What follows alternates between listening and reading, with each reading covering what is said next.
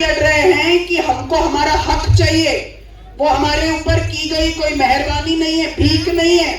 हम केंद्र सरकार के आगे कटोरा लेके नहीं खड़े हैं, हम इस देश के नागरिक हैं और काम मांगना हमारा हक है। और इस तांडे का नाम बुड्ढा तांडा में क्या चाहिए ये हैदराबाद और दिल्ली के लोग नहीं बता सकते, ये हम बता सकते हैं, आप बता सकते हो, है ना। तो काम आप चयन करो, काम का पूरा दाम केंद्र की सरकार दे और काम मांगना आपका हक है, वो कोई और आपसे ना छीने। इसकी लड़ाई लड़ने हम आपके बीच में हैं, ठीक है। अब आप ट्रांसलेट।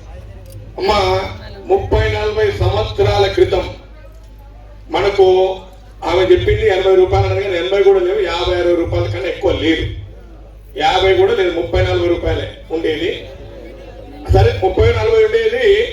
అప్పుడు కూడా మనకు అందరికి పని దొరికేది కాదు. మనం ఏమైనా ప్రైవేట్ లో కూలికి పోతే 30-40 రూపాయలు దొరికేది.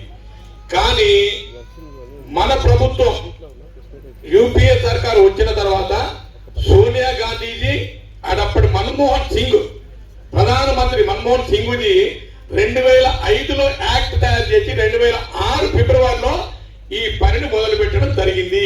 ఇప్పటికి ఎన్ని సంవత్సరాలు అయింది? 20 సంవత్సరాలు.